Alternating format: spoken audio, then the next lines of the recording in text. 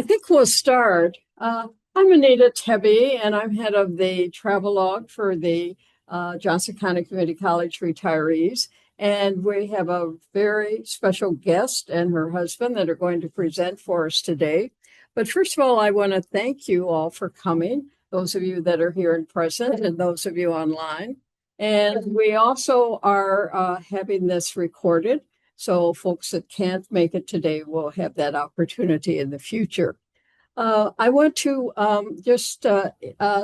thank Jonathan Bacon, who is with us today and set up the technology of this presentation. Jonathan has been on our board, and we miss you very much. But Jonathan still helps us whenever we ask him. We know that the answer is always going to be yes. And I want to also say that Jonathan just received the wonderful Wall of Honor recipient, and very well deserved. And congratulations again, Jonathan. Dave Ellis, our president, is here, and always good to see you, Dave. And then we have, of course, Gayle Callahan and her husband, Mike. And Gayle and I were talking about this presentation about California back in October. And I said to her, let's wait till January or February to do it because it will probably be a little bit cold there, chilly, and people might like to see something that they could at least live through vicariously. Well, I didn't really mean that we would have, 6-7 inches of snow and be 17 above. But anyway, it is more than just chilly here. But we're really looking forward to Gayle's presentation. She and Mike, who is her color analyst, is going to talk about 2 trips that they took to California. And one was through the national parks, and the other was down the coast. So, Gayle, we're going to turn it over to you, and thank you so much for coming. Thanks, Anita. Thanks for those of you who are here and online. California dreaming on such a winter's day, right? And it is also National Plan Your Vacation Day. So Mike and I love road trips. We like all kinds of travel, but we do really love road trips. We've taken a number over the years. And so today we're going to talk about 2 road trips we took. Both we originated in Arizona, where we go for a month or 2 in the last few winters. So let's just see where we're at. Oh, I got to use this. Okay. So when you drive into California, there is a checkpoint for the agriculture control. So we can't take our lemons and our oranges and our grapefruits that we collected in Arizona with us, nor plants, nor anything else. And these checkpoints are on all of the major roads into California. This is a visual to help you understand where we're talking about that we went. In February of 2023, we were based in Mesa, Arizona, and we took a 3 or 4 night trip to Joshua Tree National Park. It's not working. And Yosemite National Park. Oh, can you there it goes. So we were in these 2 areas that are circled in black. And then last year, after we left Arizona in April, we went over to Palm Springs, which is less than a day's drive from Mesa. By the way, it takes almost a day to get from Mesa to the other side of Phoenix. It takes over an hour, even without traffic, because Mesa is on the far east side of Phoenix. And so then we went up the coast, and these parts highlighted in yellow are pretty much the areas that we were at. So we'll show more maps to orient you, but just to give you an idea of where we were on the coast. Would you hit this when I'm Okay, sure. So Joshua Tree National Park is where the Mojave and the Sonoran deserts meet. And the park actually has 2 different sides to it because of these deserts and the differences in them. One side is really rocky and has a lot of Joshua trees, which you're seeing here. We saw lots of mountain climbers. And the other side is, choyas and other kind of desert flowers. Choyas, by the way, if you're not familiar with them, are the one cacti that are not allowed. There may be others, but they're one of the big ones that are not allowed in Leisure World, which is the community we stay in, because those things jump out at you. You don't want to get close to a cholla. Very sharp. They're very sharp. And here you can see on these rocks some mountain climbers up there. So we enjoyed watching them. Next. Yeah, the middle. Well, yeah, the others are they're all chollas. The middle one and the one on the right are all chollas. What's up? Yeah. They have cholla gardens. Yeah, there were just miles of them, it seemed. Which one? The right arrow. Thank you. From Joshua Tree, we also visited in the area there, the Salton Sea. The Salton Sea was formed over 2 years, from 1905 to about 1907, when the Colorado River went over its banks because of an irrigation canal that had been poorly engineered, was breached during a flooding period. So the Salton Sea, the water flowed into this basin, and it took them a long time to stop it, and it resulted in this sea that had no outlet. Lake level then it was maintained because of agricultural runoff. So you can imagine the chemicals that were going into this lake.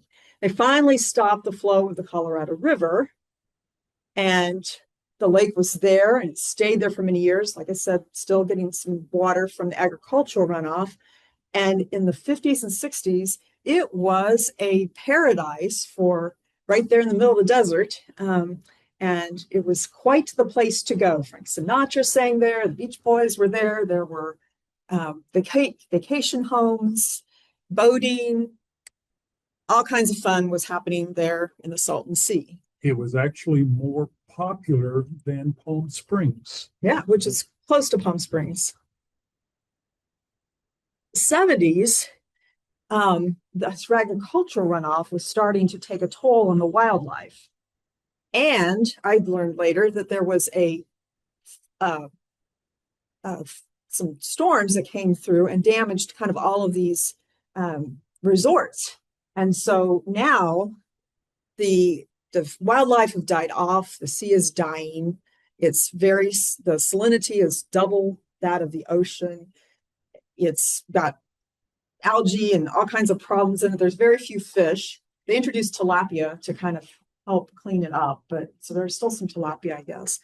But it's just this deserted, rundown old resort area. It's kind of, I thought it was sad to see. And this beach that I'm standing on is actually a collection of thousands and thousands of dead fish bones. It's not a sandy, granular beach. It's a crunchy, loud beach. It doesn't smell very good either. Okay, great.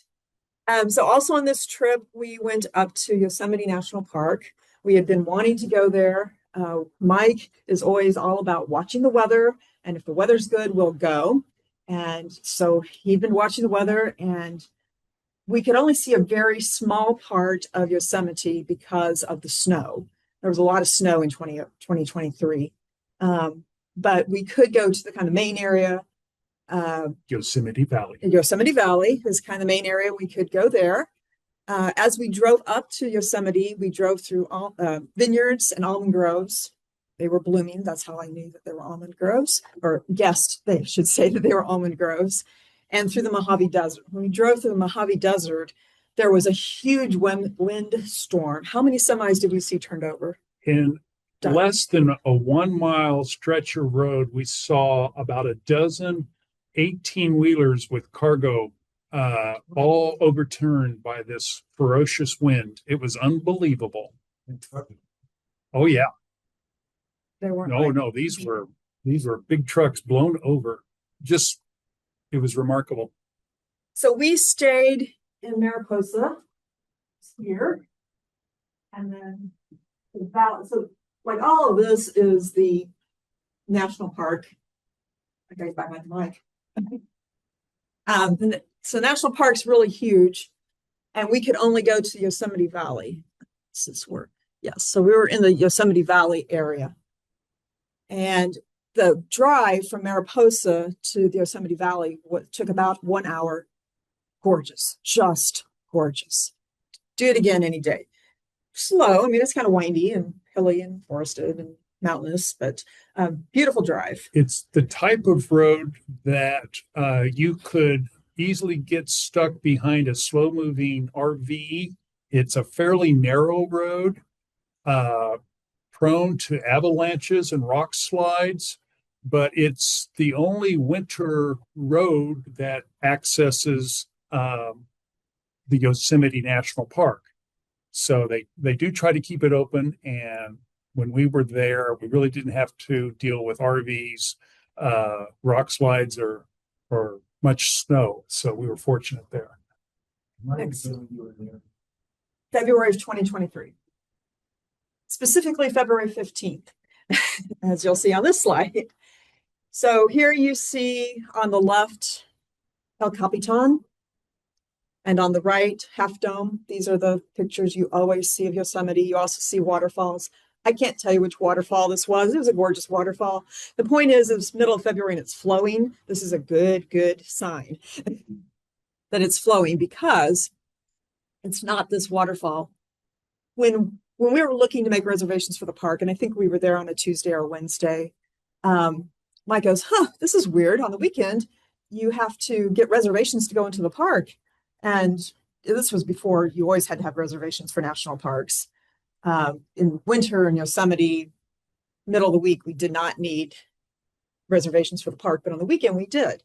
Well, when we got to the park, we found out why. We got there in mid-February.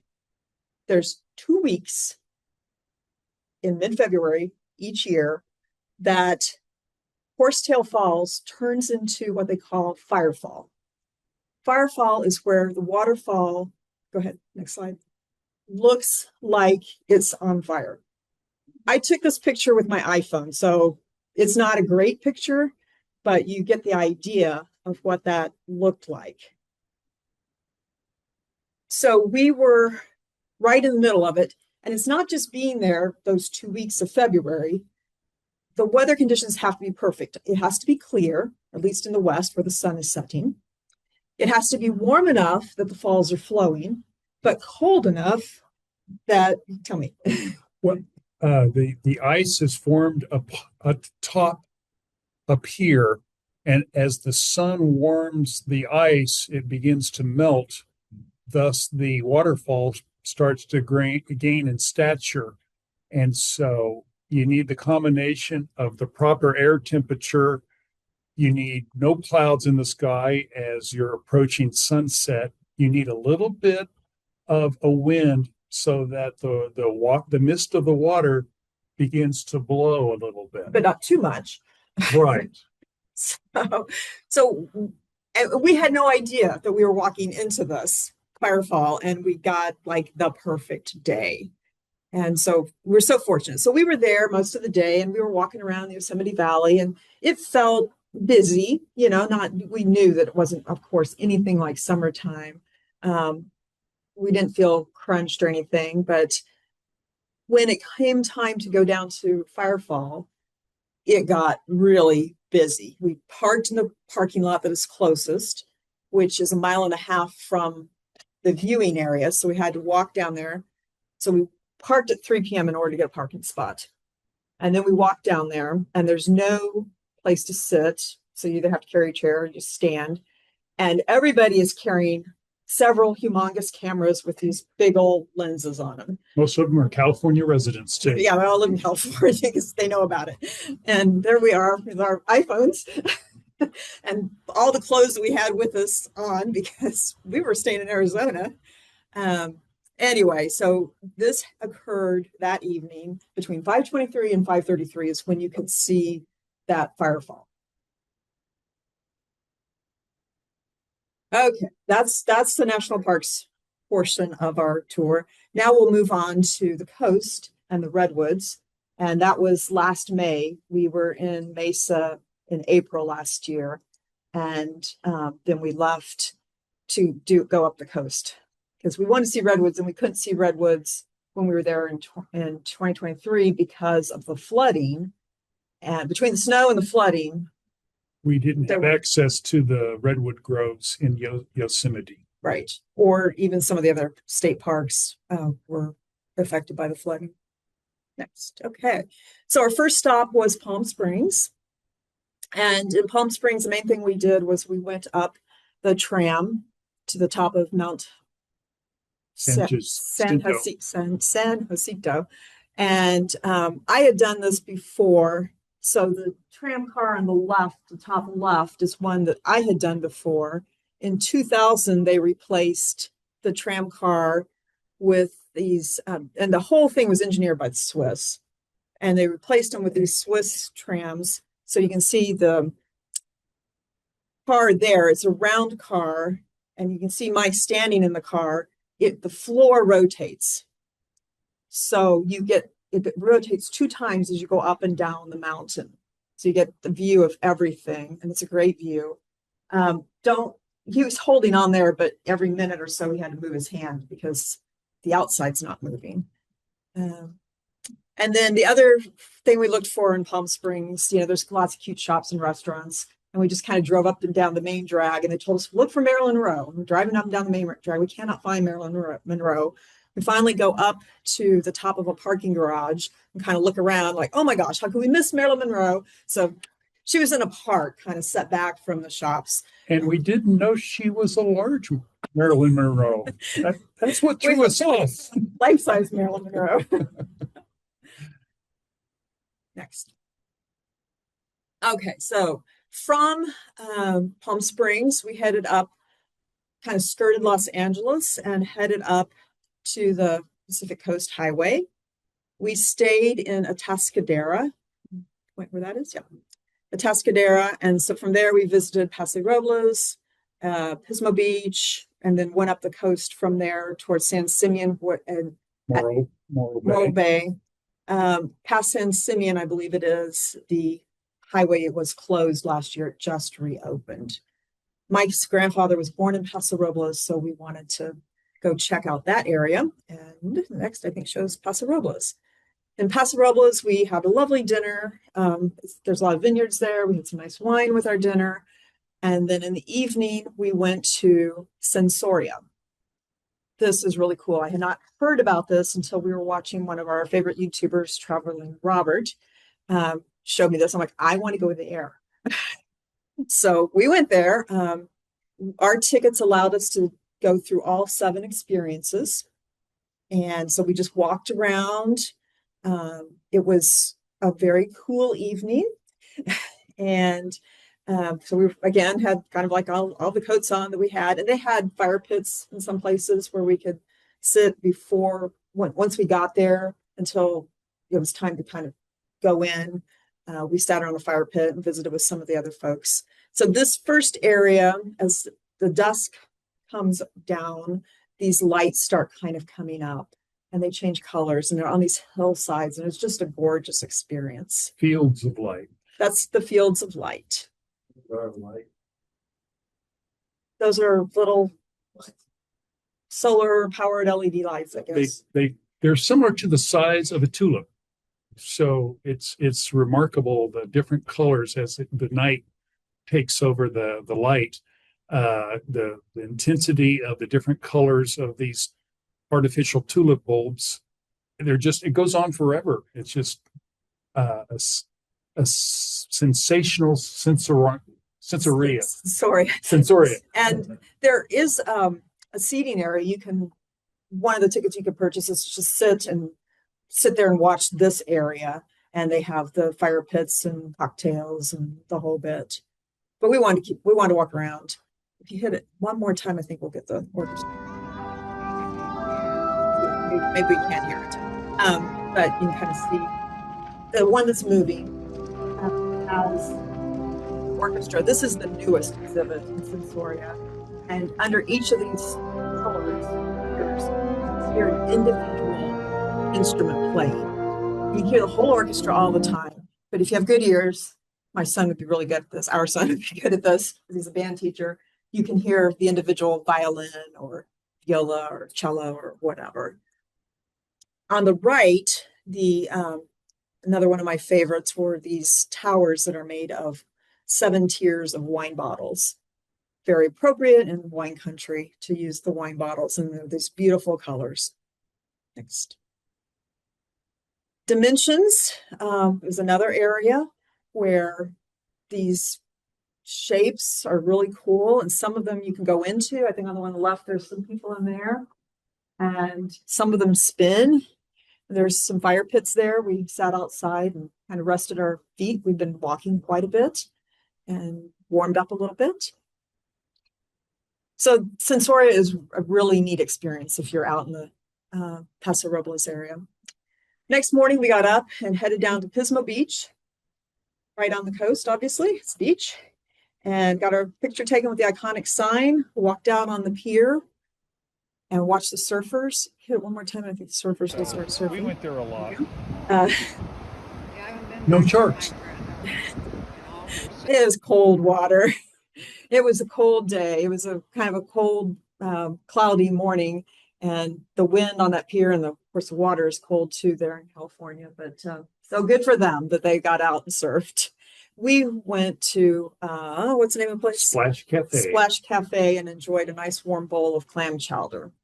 And our YouTuber that we listen to, everyone seems to recommend Splash Cafe, but there's lots of clam chowder all up and down the coast.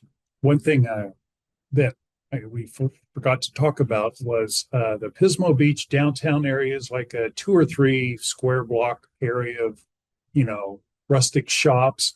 And one of them was, as it turns out, my favorite, even though this clam chowder was great. It was a gentleman that had been making candy for 40 years.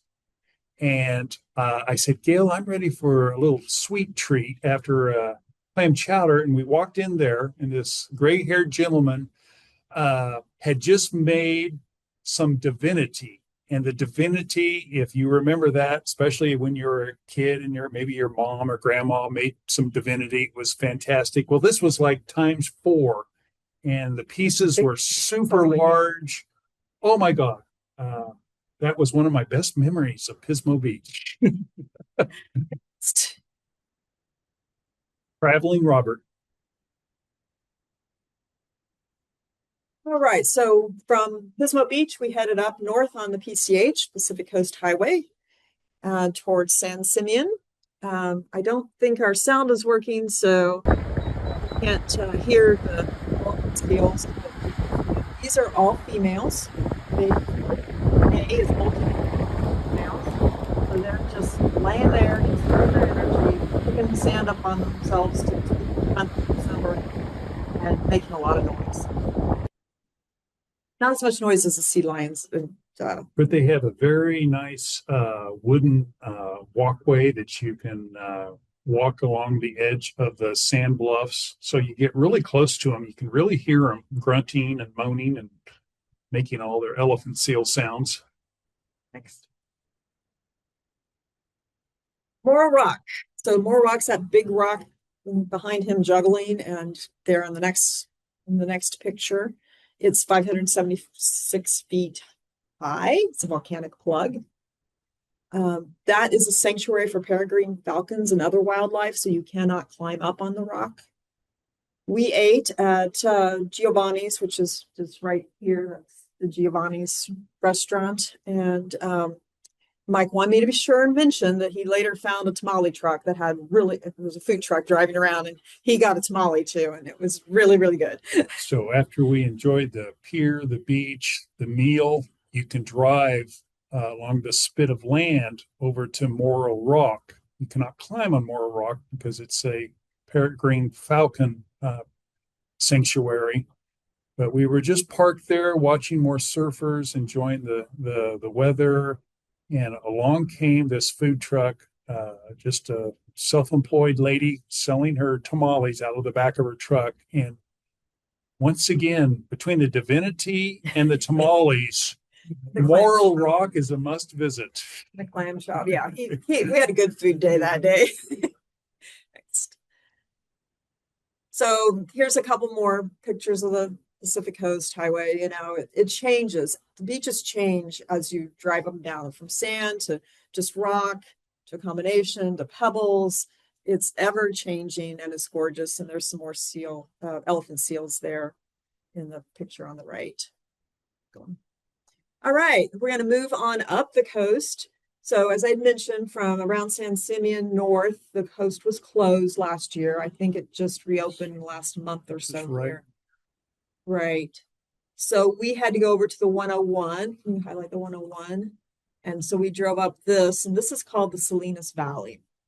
And it's a beautiful valley as well. We also went then from Salinas to Carmel by the Sea. And then we stayed in Watsonville that night. So as we drove, I had an old friend I had met in Indonesia 45 years ago, and she had grown up in Carmel by the Sea. So I wanted to go to Carmel by the Sea. And as we drove there and went through Salinas, you may remember John Steinbeck. He grew up in Salinas, and one of the books he wrote was Cannery Row, and it was about the fishing industry right in this Monterey Bay area.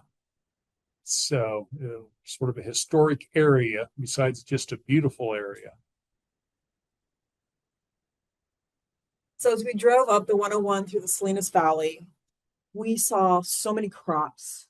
We saw crops that were being harvested. We saw areas that were being irrigated that looked like they'd been freshly planted. Now this is May 2nd or 3rd, something like that. We saw lots of trucks, box trucks and semi trucks, both passing us on the highway or us passing them. But some of them were marked tomatoes or strawberries or lettuce, because I was going on like, well, I recognize the vineyards, but really they should put a sign out to tell us what is being planted in these other areas. Which I still think they should for the fruit and nut tree grow, so you know the difference. I think, maybe from Kansas, we're farms. I mean, my parents were farmers, I think, yeah. But I kept telling Mike, if you see a roadside stand, I want to stop. I want to stop and see what is growing here. And he did. He found this market. It was a permanent market. It wasn't just, your peach stand on the side of the road. And we got in there and it was artichokes. And I just laughed because I don't really care much for artichokes. But they had artichokes, and we did buy some artichoke spinach dip, which was pretty good, although it had way too much garlic in it. But they had all kinds of anything, tea towels and everything artichoke related they had in that little shop. And so we found out that artichokes were being grown in that area. Everything's being grown in that area. Wine, and there were other orchards that I couldn't identify, the trees, but probably some almonds but they weren't in bloom. So it's a gorgeous valley and good to know. So then back down to the coast at Carmel by the Sea. Mike is teeing off, trying to hit Pebble Beach there in the background. So Pebble Beach Golf Course, which hosts a PGA tournament usually January, is played right up here along this ridge line. And then when the TV cameras show the golfers and a beach in the background, this is the beach, and it is a huge beach. And so it was fun to walk along it and look up and see some of the golfers way up here. It was more fun to walk one direction than the other. It was really windy. So you can see his jacket's all puffed out there. So it was another windy, cool day. But that's the California coast in May. Gorgeous flowers. That's the only picture I took of all the flowers. And then we went south from there to the iconic Bixby Bridge. That was completed in 1932. I can't read that. And it was soon after the bridge where the road closure occurred. So this was our terminus of the southbound direction, but it's a beautiful old bridge for sure. Well, anytime you're on the California coast, it's gonna be cool because The water's cold. Yeah. The water's really cold in California. So it can be cool anytime right there on the coast. And you get inland and you've got sun, and it's going to be really pleasant.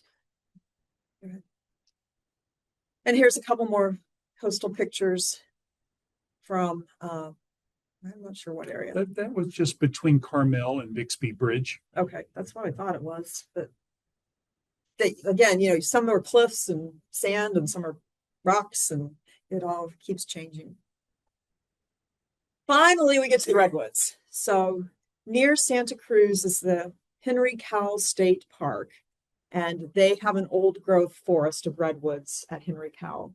And so this is my first glimpse of redwoods ever in my life, was last year.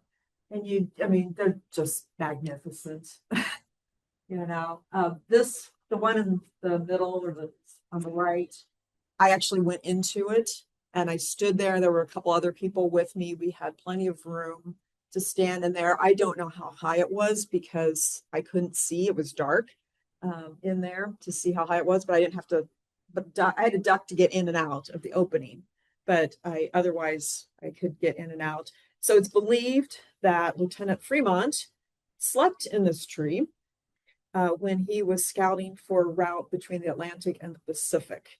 And so on the right, you see a window that was there at some point, whether Lieutenant Fremont put it in there or someone else, don't know. But it has healed over because that's what redwoods do. Redwoods, the bark protects them from fire.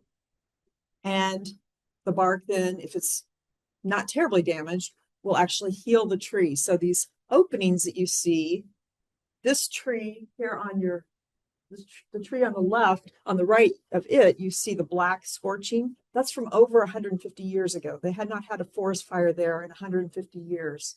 And so it's been healing. So that opening was probably much bigger, and now the bark is closing in and healing that tree and healed that window that had been cut in that redwood in the previous slide. And a few more redwood pictures because, you just can't get enough. Even though the coast and the redwoods both, pictures just don't even begin to do these justice. But we will point out that while it is fire that releases the seeds from the pine cones for these redwood trees, they also grow from their roots. So the stump will actually produce clone trees of the trees that were there. So they have a couple of ways of reproducing. Santa Cruz Park. It's not working. You don't have to hear the seals bark. But there they are, the sea lions barking. Well, just the wharf, it's a pier that extends out to the ocean. It's been in many movies. Those of you who enjoy Clint Eastwood, he made a movie called Sudden Impact in Santa Cruz, and the pier was prominently used in that movie, as was the Lost Boys. It's just a beautiful town, Santa Cruz, and a little tidbit of history. It is the surfing Hall of Fame museum is in Santa Cruz. That's supposedly where surfing began. And it's not something we did, although it's all surfers, but it was interesting. I would have thought maybe California would have been the surfing origination spot, but it's here in Santa Cruz. All right, so our next trip up the coast took us through San Francisco. I'd always wanted to go over the Golden Gate Bridge, so we're going to do that in a minute. We went through San Francisco on a Sunday. Highly recommend that. We got to see more redwoods and more coastlines. That's where we're headed next, up to Fort Bragg. So when we got into San Francisco, Mike had found this park called Twin Peaks Park, which had this wonderful 300-degree view of the area. We could see the Golden Gate Bridge, but my iPhone does not pick that up. It was too far away, but we got a glimpse of part of the bridge from there. We didn't see the whole thing. And then we headed over the bridge, obviously drove over it, and then we stopped at the North Gate Park to take it in. And it's a place that has a great view, and you can get yourself an $18 hot dog from one of the truck vendors. Yeah, it was quite a hot dog. You find out after they make it and present it to you what the bill is. You do want to be really, really careful there. There's a lot of people and, travelers. There's a lot of people breaking into cars and stuff. We're always really careful to cover everything in our car with a dark cloth so you can't see what's in there, and obviously lock everything up. But while we were there, we did see some police show up and they were helping someone out. So we are afraid that perhaps someone did get something broken into. But from this viewpoint right here, we could easily see Alcatraz, which was just off here to the west a little bit. It's not in the picture, but you could see the various sailboats and personal pleasure boats of some size that were going in and out of the harbor here. And this is just something that happened in the last week or so. Supposedly, no one has ever swum from Alcatraz to the shore, but they recorded a coyote. A coyote had swum all the way out to Alcatraz Island, and it got out of the water. It was shaking. It's cold, cold water, but to the local news people's report saying this is the first time they'd ever seen a mammal make it out to the island. He was going the wrong way. to the island. Anyway. Next. Oh, well, I missed on the map, but we'll just type. So from San Francisco, we stayed on the 101 until we got to Cloverdale. And then there's a road that goes to the northwest to take you to the coast. So we took that road, California 128, and we're driving like, well, here's some redwoods. There's like redwoods here. So we just got out and kind of walked around and soaked it all in. It wasn't an old growth forest, but there were redwoods nonetheless. And we had been in Japan a couple years before and kind of learned about the forest bathing concept. So I said, hey, we're forest bathing. So my clown husband said we have to take this picture like this. He also required we had to use it in our church directory when we had to provide a directory. Forest bathing is a Japanese thing of just being out in forest or nature and just soaking it in. Exactly what we were doing on off camera. So yeah, that's the concept of forest bathing. It's, I think, came from the Japanese. So yeah. So we headed, so the California 128 took us right to the coast, and then the first little town there is Mendocino.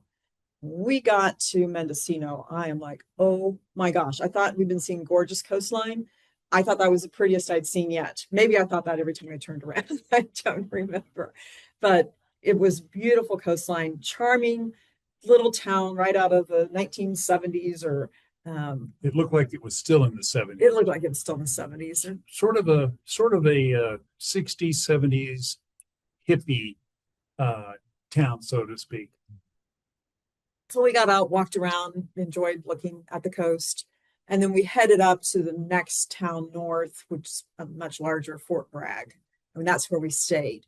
So we had a motel in Fort Bragg that was just about 3 blocks from the coast. And lo and behold, of course, there's a little park just at the end of the road from our hotel. And we went down, we were like, boy, this is really nice. We're gonna go get our dinner, bring it back, sit here, listen to the surf, watch the sunset, watch the tide come in. And that's what we did that night. And we liked it so much, we did it again the next night. And of course, we were getting a lot of our meals from the local fishermen. Seafood is abundant all along the California coast. So we had like the freshest seafood you could obtain, and they would just cook it right there next to the dock and bag it for you. And then we would take it to wherever we wanted to have our meal. And we had a nice bottle of local wine. All right. And then also in Fort Bragg, then just a little further north in the town, is a sea glass beach. And the beach is sea glass from the glass that the old time folks used to just throw their trash into the ocean. It broke up, it got, tumbled by the sea and washed up and made a beach. So just think of trucks or vehicles backing up along the coastline here, and then it'd be a natural place to just stop and then just throw your bags of trash or your bottles, and this went on for years and decades and just accumulation of many different kinds of bottles, and they would break up on the rocks and the surf and turn into beautiful polished glass. Yeah. So we didn't see any big pieces. There is a sea glass museum that we did not go to. So we didn't really see any big pieces. I think you're not supposed to take it, but over the years, well, the pretty and the bigger pieces have gotten taken, but that gives you a little example. So let's point out where Fort Bragg is. So Mendocino, Fort Bragg, and it's not a real popular area as far as tourists go, but it's a beautiful area and an affordable area. Yeah, it's a great place to go to just get, and there's redwoods. So both on the drive up, and then the Avenue of Giants, which is flagged there, is where we went to see another old growth forest. But the drive to get to the Avenue of the Giants, we stayed on the PCH. That's just, one gorgeous view of the coast after another. Then we obviously had to go inland to the 101. So there's about 22 miles along the coast.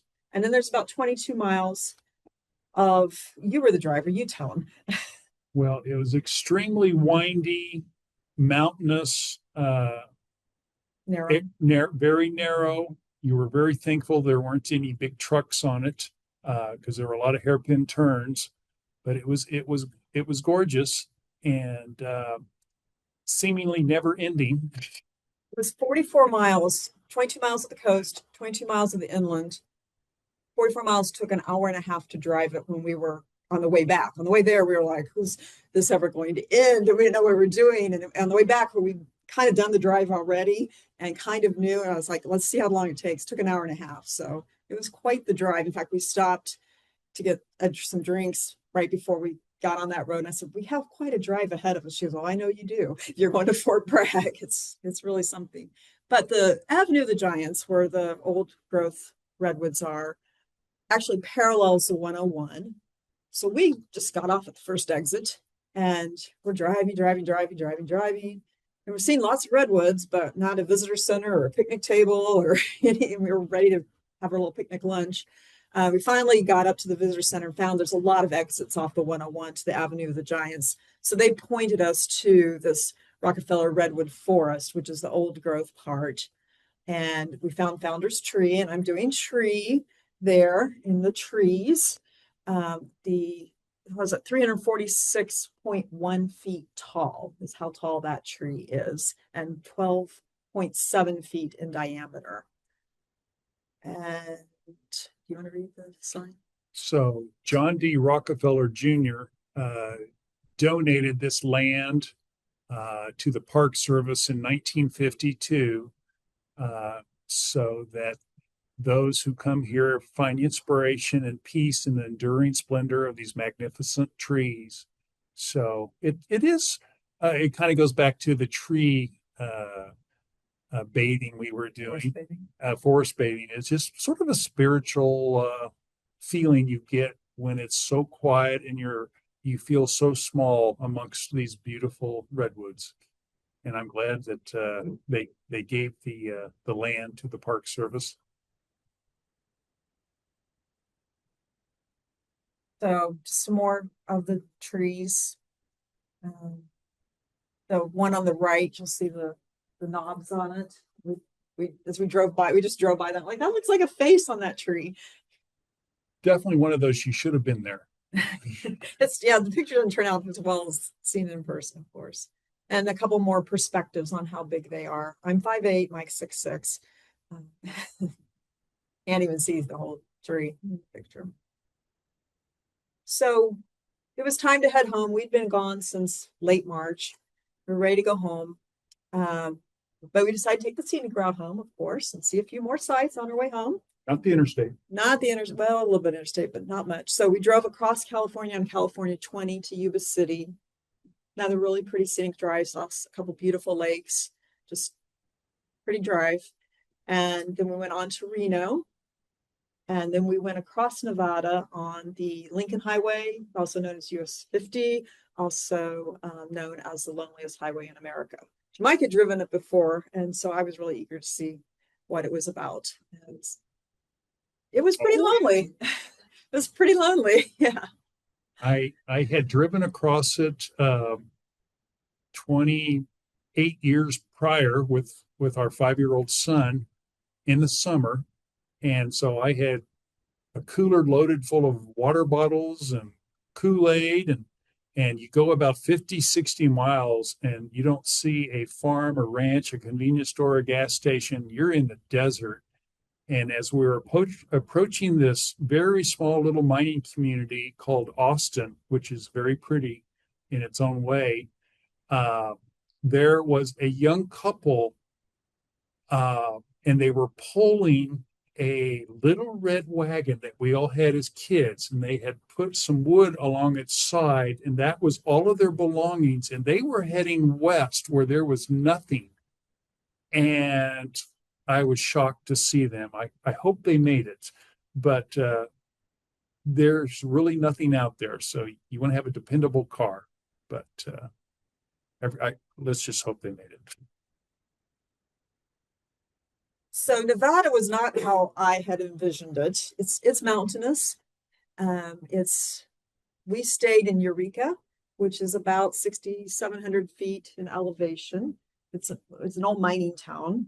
So I guess that should have been my first clue that it's mountainous. It's a mining town, but I don't know. I thought it was a desert. It was a desert. It's not a flat desert. In Eureka is a population of 300. And at 9 o'clock, the bell rings, the whole town, it's curfew time. So curfew, the kids, just for the kids have to be in. So that was a kind of amusing. Great Basin then is on the eastern side of Nevada, the national park is, but it's huge, the basin. So it's called Great Basin because it's this part of the country that's surrounded by mountains, and the water, like the Salton Sea, does not have an outlet. And here it just drains into the earth. So unlike the Salton Sea, it doesn't just sit there, it just drains because there's not that much water. It's a desert. But that's what Great Basin National Park is all about. And it's huge, and it's known for these bristlecone pines. And there are pine trees there that are as old as 4,000 years. Also stopped on our way home at Dinosaur National Monument in Colorado. Have lots of exhibits, but the one that I remember best is this huge wall that they had excavated, and they just left it so you could see the dinosaur bones on the wall. And then this portion where Mike is, they actually allowed you to touch some of the bones. So that was pretty cool to see. The extreme northwest corner. It's also in Utah a little bit, I think. Most people, unless they're camping, are going to stay in a motel in Utah and then drive 10, 15 miles to the national park. But on our way back, we stopped in Laramie, Wyoming at a local pub called the Library. And I said, Gayle, we've got to go there because my class says, don't lie to your mom. Tell her you're at the library. And that was a running family joke that we had when my brothers and I were in high school. After dinner, we'd say, Mom, we're heading to the library. And little did she know that it was just a little college pub. Yes. Yeah. Yeah. No. He grew up in Wichita. They had a library there too. Yeah. But when I saw the pub named the Library, that made me think of my mom, who made it to 99 in 10 months, but she didn't get to see my little glass of beer. We have the souvenir glass. We bought the glass to bring home, and that's the end of California. Anita might be asking me to do a presentation on this little sneak peek, so I put that up there for you. Questions, comments? So how long were you gone? Well, the California trip was from April 30th and we got home on May 10th. Okay. And the national parks were 2 nights, I think, maybe 3 nights. When we did the national parks from Arizona. So we started from Mesa, Arizona on both trips. Yeah. And all those pictures were taken with an iPhone, right? Yes. Right. An iPhone 12. I've upgraded recently. So. Marvelous. And you make well, let me see if there are other questions. Yeah, Mesa, is that someplace you just go there? So Mesa, Arizona, so he's asking where Mesa is, why we go there. Mike's dad lived there from about the time we were married, and from the 90s, early 90s. Yes, it's a it was one of the very first retirement communities built 55 plus and over in the early 70s. And it was just orange grove land in East Mesa, adjacent to Apache Junction. And it has grown in popularity. Mesa has the whole Valley of the Sun has filled in with people. But my dad lived there. That was one of our favorite places to go visit him. He had been in Sun City and Scottsdale, and but chose this as his final place. We all agreed it was a wonderful place to go. So now I had 2 brothers and a sister that lived there. So we would go, Gayle and I would go there to rent a house for a month to visit family and then take day trips from there, or multi-day trips. Yeah, Yes. it's on the far east side of Phoenix. And we literally, one of the things we love is you go outside the gates and, it's Walmart and every kind of restaurant. It's the Overland Park of Kansas City. In other words, Mesa is a really large city. Yeah, and but you drive 10 minutes up the road and you're up at Red Mountain. It's a forest or desert or Yes, it is higher elevation. You're out of the smog more. You are closer to the old mining towns of Globe and Miami, and the Usury Mountains are 10-12 minute drive away. So you can feel like you're in the desert. In fact, you can get on the Apache Trail up into the Superstition Mountains within 10 minutes of Leisure Worlds. Lots of good hiking. Yeah. But beware, the rattlesnakes do come out in March. We met one on a trail by Red Mountain. I was just walking along and Mike said, Gayle, take this little tiny, we're on a big path. He goes, take this little path, go down there. So I'm walking along and he's behind me and all of a sudden we heard it. We both froze. I never heard a rattler before, but when I heard it, I knew what it was. Is that what I think it is? And so we supposed to stood still for a minute. And then he told me we were trying to figure out where it was because there was some grass and it was very well camouflaged. And so we didn't know if it was 6 inches away or 5 feet. So I wanted to find out where it was. And it was more like the 6 inches away. So when he told me I could go on, I'm like, okay, but take a picture. So she had me do a selfie. So he took a picture of the snake, and if you know it's in the picture, you can see it. But we got out of there just fine. But yeah, you definitely want your hiking boots and whatnot if you're hiking once it starts warming up out there.